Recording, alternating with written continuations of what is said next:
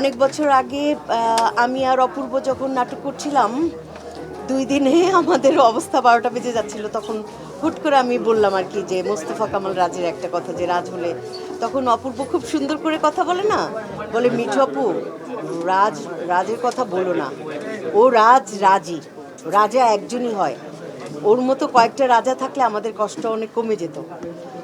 এটা আমাদের গল্প, এই যে তার সঙ্গে 17 বছর ধরে কাজ করছি, এটা আমাদেরই গল্প, সম্পর্কের গল্প, তোমাদের গল্প করার সময় মনে হয়েছে আসলেই একজন মোস্তফা কামাল রাজের মতো অনেকগুলো রাজ আমাদের দরকার। আমাদের এখন বয়স হয়েছে, আমাদের আরামে কাজ করা দরকার। এই যে সে প্রতিটা শিল্পীর 5 দিন 6 দিন করে ডেট নিচ্ছেন, উনি ওনার লাভ লসের কথা চিন্তা করছেন না, উনি চিন্তা করছেন যে কাকে কখন লাগে বলা তো যায় না, উনি টাকার কথা চিন্তা করছেন না, উনি জান প্রাণ দিয়ে খাচ্ছেন, উনি ওনার ঘুম নষ্ট করে ঠিক 9টায় সেটে থাকছেন। একমাত্র স্মার্ট সিটি বসুন্ধরা, আধুনিকতায় এক ধাপ এগিয়ে।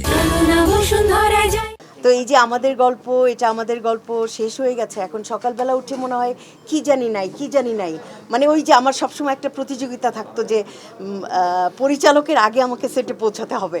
ওমা, গিয়ে দেখতাম পরিচালক সেটে বসা, আমি চুপসে যেতাম যে একটা দিনও তাকে ফেল করতে পারিনি আমি।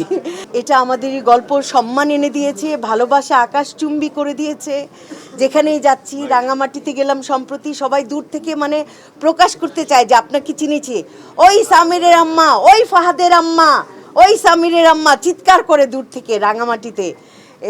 তো আমি সবার জন্য দোয়া করব যে সবাই যেন, আমাদের এই টিমটা, সিনেমাওয়ালার পরিচালক, সিনেমাওয়ালার সব ক্রু যারা আছেন, আমাদের মেহেদি, আমাদের রোকন, আমাদের ওমর ফারুক, আমাদের প্রোডাকশন বয় যারা আছেন, তারাও সিনেমাওয়ালার কিন্তু একদম ফিক্সড। প্রত্যেকের জন্য দোয়া রাখবেন, প্রত্যেকে যেন সুস্থ থাকে। আর আমি বিশেষ করে চাইবো, আমি যতটা বছর বাঁচি, আমাদের পরিচালক মোস্তফা কামাল রাজ যেন সুস্থভাবে, সবলভাবে আমাদেরকে আরাম দিয়ে কাজটি করাতে পারে।